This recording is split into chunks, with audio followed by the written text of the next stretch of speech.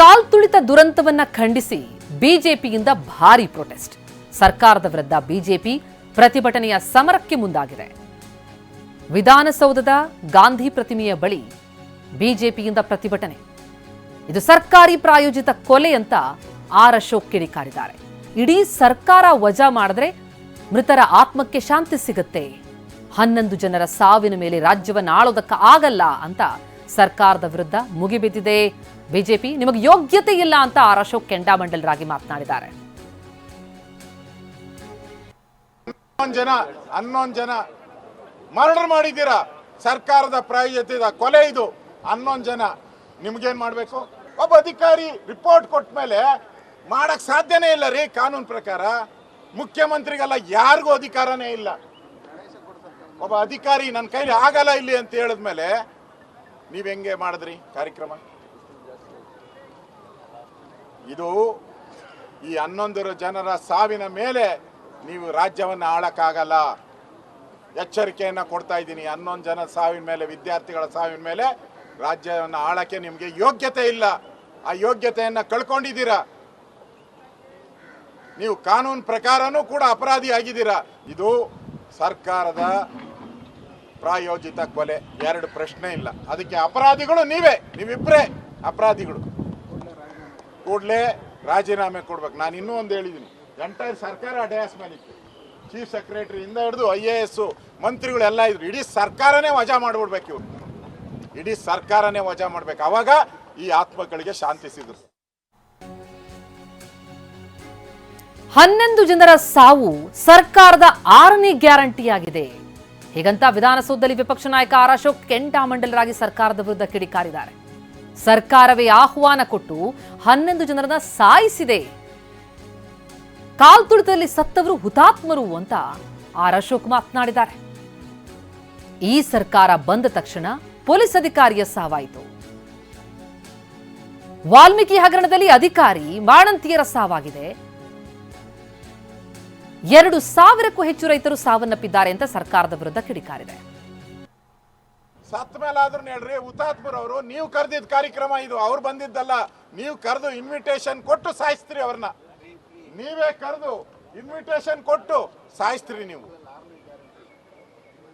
ಸಾವು ಈ ಸರ್ಕಾರದಲ್ಲಿ 6ನೇ ಗ್ಯಾರಂಟಿ. ಈ ಸರ್ಕಾರ ಬಂದ ತಕ್ಷಣ ಪೊಲೀಸ್ ಅಧಿಕಾರಿ ರಾಯಚೂರಲ್ಲಿ ಸಾವು, ವಾಲ್ಮೀಕಿ ಹಗರಣದಲ್ಲಿ ಅಧಿಕಾರಿ ಸಾವು, ಸುಮಾರು 2,000 ಜನ ರೈತರ ಸಾವು, ಬಾಣಂತಿಯರು 100ಕ್ಕೂ ಹೆಚ್ಚು ಜನ ಬಾಣಂತಿಯರು ಸಾವಾಯ್ತು. ನಿಮ್ಮ ಮೆಡಿಸನ್ ಫಿಂಗರ್ ಲ್ಯಾಕ್ಟೇಟ್, ಬಾಣಂತಿಯರ ಸಾವು, ಅಧಿಕಾರಿಗಳ ಸಾವು, ಪೊಲೀಸರ ಸಾವು. ಸ್ವತಃ ನಿಮ್ಮ ಉಪಮುಖ್ಯಮಂತ್ರಿ ಹೋಗಿ ಅಲ್ಲಿ RCB ಬಾವುಟ ಇಟ್ಕೊಂಡು ಏನು ತಿರುಗಿಸಿದ್ದೆ. ಅದು ಹೇಳಿದ್ರಿ ಈಗಾಗಲೇ ಎಲ್ಲ.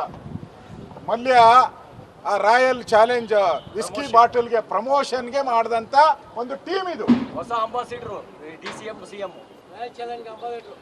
ಈಗ ಹೊಸದಾಗಿ ಉಟ್ಕೊಂಡಿದ್ದಾರೆ ಇವರು ಅಂಬಾಸಿಡರ್ ಆಗಿ. ನಮ್ಮ ಲೀಡರ್ ಹೇಳ್ತಾ ಇದ್ರು, ಮೊದಲ RCB ಮಲ್ಯದದು ರಾಯಲ್ ಚಾಲೆಂಜ್ ವಿಸ್ಕಿದದು. ಈಗ ರಿಯಲ್, R ಅಂದ್ರೆ ರಿಯಲ್, C ಅಂದ್ರೆ ಕಲ್ಪ್ರಿಟ್, B ಅಂದ್ರೆ of Bengaluru. Real culprit of Bengaluru ಇವರಿಬ್ರು, ಮುಖ್ಯಮಂತ್ರಿ ಉಪಮುಖ್ಯಮಂತ್ರಿ. RCB ಅಂದ್ರೆ real culprit of Bengaluru, real culprit of Bengaluru. ಇವ್ರ ಮೇಲೆ ಕೇಸೇ ಆಗ್ತಾ ಇಲ್ಲ. ಇನ್ನ ಈಗ ತೂಗುಗತಿ ಯಾರ ಮೇಲೆ ಬರ್ತೈತೆ? ಕಮಿಷನರ್ ಆಯ್ತು, DCP ಆಯ್ತು, ಇನ್ನು ವಿಧಾನಸೌಧ ಕಡೆ ತಿರ್ಕಂತೈತೆ ನೋಡಿ. ನೀವು ಬೇಕಾದ್ರೆ ಸರ್ಕಾರ ಪದೇ ಹೇಳ್ತಾ ಇದೆ, ನಾವು ಪರ್ಮಿಷನ್ ಕೊಟ್ಟಿಲ್ಲ. KCA ಸ್ಟೇಡಿಯಂ ಅಲ್ಲಿ ನಾವು ಪರ್ಮಿಷನ್ ಇಲ್ಲ ಅಂತ ಹೇಳ್ತಾ ಇದ್ದಾರೆ.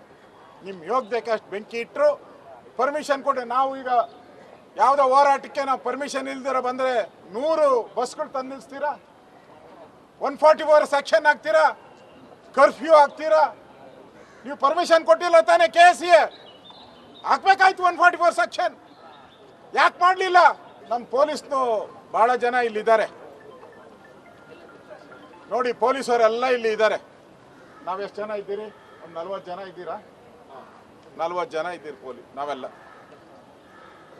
ನಾವು 45 ಜನ ಇಲ್ಲಿರೋದು. ನೋಡಿ, ಪೊಲೀಸರು ಒಂದು 150 ಜನ ಇದ್ದಾರೆ, ಒಂದು 4-5 ಬಸ್ಗಳು ತಂದಿದ್ದಾರೆ, ಗನ್ಗಳು ಇಟ್ಕೊಂಡ್ ಬಂದಿದ್ದಾರೆ, ಲಾಠಿಗಳು ಇಟ್ಕೊಂಡ್ ಬಂದಿದ್ದಾರೆ. ನಮಗೆ ಈ ಏನೋ ಬೇವರ್ಸಿ ಸರ್ಕಾರ ಅಂತಾರೆ, ಏನಂತಾರ ನನಗೆ ಗೊತ್ತಿಲ್ಲ, ದರಿದ್ರ ಸರ್ಕಾರ. ಈ ಪೊಲೀಸರನ್ನ ಅವತ್ತು ಅಲ್ಲಿ ಆಯೋಜನೆ ಮಾಡಿದ್ರೆ ಸಾವನ್ನ ಉಳಿಸ್ಬೋದಾಯಿತು, ಅಮಾಯಕ ಆ ವಿದ್ಯಾರ್ಥಿಗಳ ಬದುಕನ್ನು ಉಳಿಸ್ಬೋದಾಯಿತು, ದೇಶ ಕಟ್ಟುವಂತ ಆ ವಿದ್ಯಾರ್ಥಿಗಳಿಗೆ ಜೀವನವನ್ನ ಕೊಡ್ಬೋದಾಯಿತು. ಅದನ್ನ ಮಾಡಲಿಲ್ಲ ಇವತ್ತು ಸರ್ಕಾರ. ಇವತ್ತು ನಮಗೆ ನೋಡಿ, ಅರೆಸ್ಟ್ ಮಾಡ್ತಾರೋ ಬಿಡ್ತಾರೋ ಇನ್ನೂ ಗೊತ್ತಿಲ್ಲ ನಮಗೆ. ನಮ್ಮ ಪೊಲೀಸ್ನು ಭಾಳ ಜನ ಇಲ್ಲಿದ್ದಾರೆ ನೋಡಿ, ಪೊಲೀಸರೆಲ್ಲ ಇಲ್ಲಿ ಇದ್ದಾರೆ. ನಾವೆಷ್ಟು ಜನ ಇದ್ದೀರಿ? ಒಂದು 40 ಜನ ಇದ್ದೀರಾ? 40 ಜನ ಇದ್ದೀರಿ ಪೊಲೀಸ್. ನಾವೆಲ್ಲ ನಾವು 45 ಜನ ಇಲ್ಲಿರೋದು.